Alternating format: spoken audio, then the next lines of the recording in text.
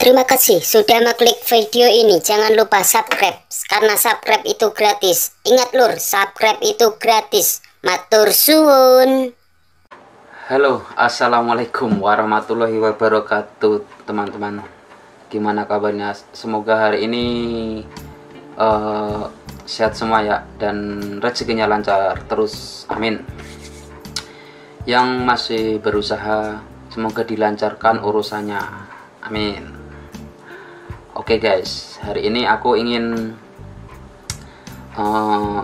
membagikan info tentang keadaan Jepang ya,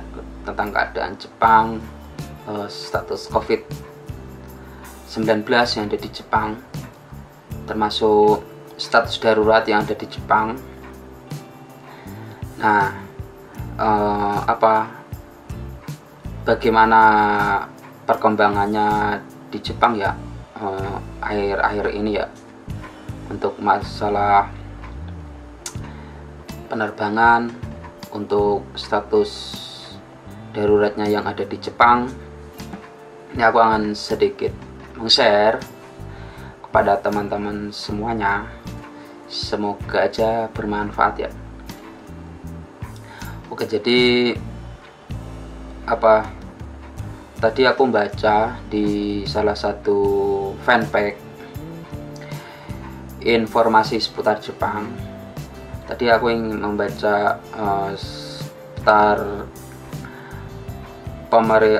keadaan darurat di Jepang ya. Jadi begini guys, infonya. Pemerintah Jepang memperpanjang keadaan darurat COVID-19 yang mencakup wilayah metropolitan Tokyo 2 minggu pada 5 Maret setelah memutuskan situasinya tidak cukup membaik untuk mengakhirinya pada 7 Maret ini. Sebenarnya sih mau diakhiri 7 Maret kemarin ya guys, cuman dari pemerintahnya kayaknya belum berani. Nah, oke, aku lanjutkan lagi. Perpanjangan hingga 21 Maret adalah yang kedua sejak Perdana Menteri Suga Yoshihide mengumumkan keadaan darurat pada awal Januari, dan dilakukan ketika para ahli kesehatan telah memperingatkan bahwa pencabutan darurat dapat menyebabkan kebangkitan infeksi dan semakin membebani rumah sakit dengan waktu kurang dari 5 bulan hingga Olimpiade Tokyo. Nah, jadi perpanjangan ini dilakukan 2 minggu sampai kurang lebih tanggal 21 Maret ya guys. Nah, sampai tanggal 21 Maret diumumkan langsung oleh Perdana Menterinya yang sekarang, yaitu Suga Yoshihide, mengumumkan keadaan daruratnya yang pertama pada awal Januari kemarin sampai saat ini, sampai dengan tanggal 21 Maret kurang lebih. Nah, kenapa ini dilakukan lagi guys?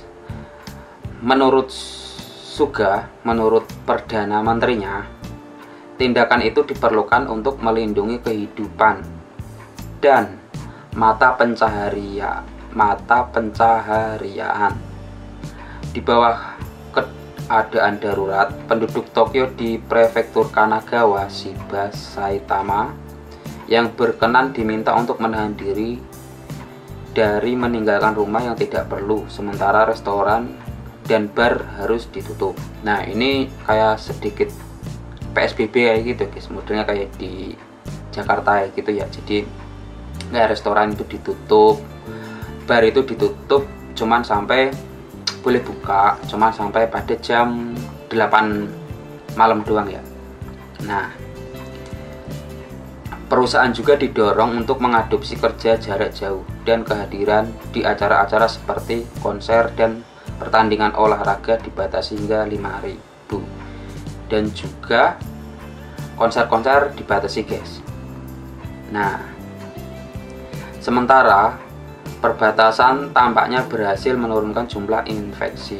Laju penurunan telah mencapai titik terendah dalam beberapa pekan akhir ibu kota melaporkan 279 kasus COVID-19 pada 4 Maret, di atas rata-rata 7 hari terakhir 269. Nah, Gubernur Tokyo Koike Yuriko yang khawatir akan mencabut keadaan darurat pada tanggal 7 sesuai jadwal, menyebut perpanjangan 2 minggu sebagai periode penting untuk mencegah munculnya kembali infeksi. Nah, ini jadi Gubernur Tokyo Koike Yuriko itu khawatir guys, kalau tanggal 7 kemarin itu status daruratnya itu dicabut, nanti akan malah menimbulkan penyebaran infeksi baru atau belum stabil lah kondisinya. Makanya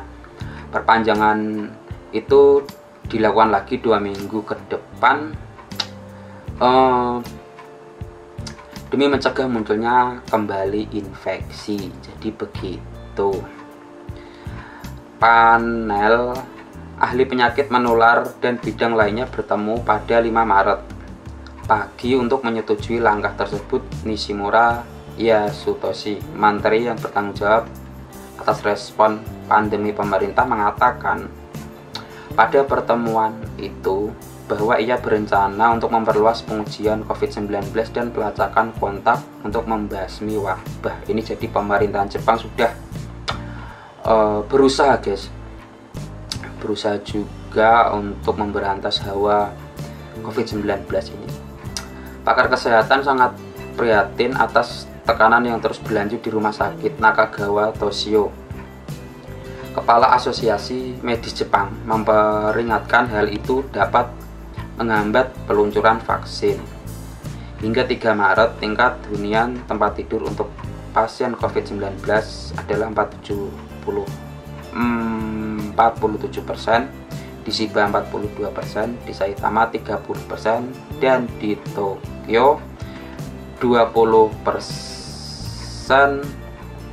di Kanagawa guys. Nah, oke ya, jadi jelas ini informasinya saya dapatkan di fanpage Facebook info seputar Jepang ya guys. Nanti bisa dicek teman-teman di info seputar Jepang. Nah, jadi ini status keadaan darurat di Jepang ini diperpanjang lagi 2 minggu ke depan, dari tanggal 7 kemarin sampai tanggal ini tadi guys, sampai tanggal 21 Maret. Jadi begitu. Terus sampai kapan lagi mas? Nah, itu saya nggak tahu. Nanti infonya lagi, pasti ada info lagi dari Jepang kapan